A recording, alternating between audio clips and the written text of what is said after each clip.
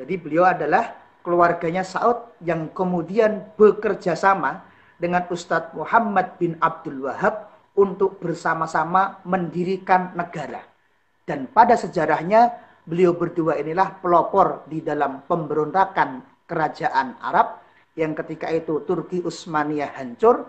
Salah satu penyebabnya adalah guncangnya Arab yang dipelopori oleh Muhammad Al-Saud dan juga oleh Muhammad bin Abdul Wahab. Baik. Nah, Dan ini kok beda banget ini Gus. Apa istilahnya ucuk-ucuk Ucuk-ucuk ngopi ya. live pagi Ngopinya hari live ini terus langsung dari membahas Jember ya. Ini kan apa ini tema kita. mm, Wahabi oh Wahabi. Wahabi. Nah, Oke. ini kok ucuk-ucuk Ucuk-ucuk. ucuk-ucuk ya sepur Bahasanya ya. ucuk-ucuk kayak ternyata ucuk-ucuk ya. Ini kok pembahasannya Wahabi oh Wahabi. Nah, ini apa yang diungkap pagi hari ini Gus? Tafadhol Gus. Bismillahirrahmanirrahim. Kita bermadhabkan Syafi'i. Kenapa kita disebut Syafi'iyah? Karena kita mengikuti seorang ulama bernama Muhammad bin Idris Asy-Syafi'i. Sehingga kita disebut sebagai Syafi'iyah.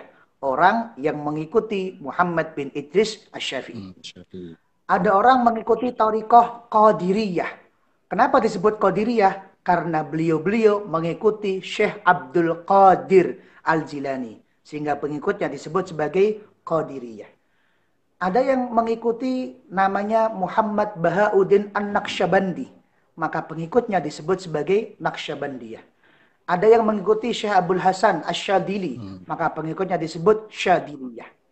Maka ketika kita menyebutkan nama Wahabi, ketika kita menyebutkan nama Wahabi dengan tulisan waw, ha, alif, ba, ya, Wahabi, maka kita membahas tentang pengikut seorang ustadz bernama Ustadz Muhammad bin Abdul Wahab. Sehingga pengikutnya disebut sebagai Wahabi. Sehingga ketika ada pertanyaan, siapakah pendiri Wahabi itu? Maka jawabannya adalah, pendirinya adalah Ustadz Muhammad bin Abdul Wahab. Itu adalah jawaban yang pertama tentang siapa itu pendiri Wahabi. Yaitu bernama Muhammad bin Abdul Wahab. Lalu siapa beliau? Beliau merupakan seseorang yang lahir tahun 1115 Hijriah. Kalau cara Masehi itu tahun 1703 Masehi. Dan wafatnya tahun 1206 Hijriah atau 1791 Masehi. Wahuwa al-muassis lil madhabil wahabi. Beliau adalah orang yang mendirikan pemahaman Wahabi ini. Jadi beliau adalah orang yang mendirikan pemahaman Wahabi ini. Beliau lahir di desa Najd yang ada di negeri Hijaz sana. Nah, itu merupakan sedikit dari Muhammad bin Abdul Wahab. Lalu bagaimana beliau kemudian bisa ke Makkah, bisa ke Arab? Perlu diketahui bahwa satu-satunya negara yang di situ memakai nama keluarga untuk dijadikan nama negara itu hanya satu di dunia ini. Indonesia, walaupun yang pendirinya, presiden pertamanya adalah Soekarno, tapi namanya bukan Indonesia Soekarno, bukan. Namanya bukan Indonesia Soekarno. Amerika tidak ada nama pendirinya. Inggris tidak ada nama pendirinya. Satu-satunya negara yang di situ menyebutkan nama keluarga dari presidennya, nama keluarga dari rajanya adalah hanya satu, yaitu Arab Saudi. Saudi ini bukan nama negara. Teman-teman kalau membuka kitabnya para ulama, itu tidak mungkin ditemukan satupun kitab para ulama-ulama terdahulu sebelum tahun 1100 Hijriah atau sebelum tahun 1900 Masehi, tidak ada yang ditemukan bahwa Arab itu dinamakan sebagai Saudi, nggak ada. Dulu Arab ya Arab, atau nama dahulu suatu negara bisa disebut Hijaz, bisa disebut negeri Syam dan lain sebagainya. Tidak ada yang menyebutkan nama Saudi. Sekarang kenapa ada nama Arab Saudi? Kalau dalam tulisan Arab disebut sebagai Al-Arabiyah As-Saudiyah. Kenapa? Karena memang Arab Saudi itu didirikan atau dipandeglangi atau kemudian disemarakkan oleh seseorang bernama Alu Su'ud. Seseorang yang memiliki keluarga Su'ud. Siapa namanya beliau?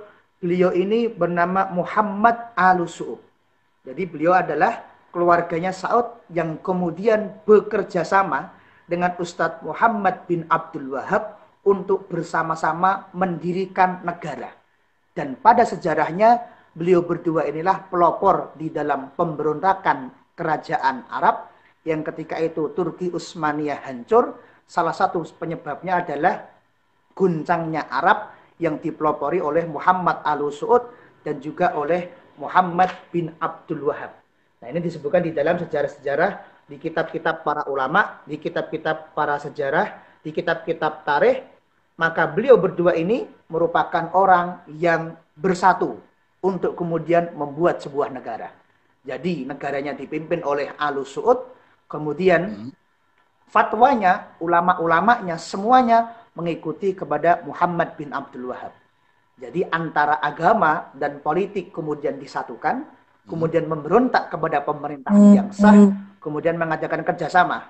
Kamu saya bantu jadi raja, tapi nanti ketika kamu sudah jadi raja, semua fatwa-fatwamu, semua masjid agung dan lain sebagainya ikut kepada pendapat saya.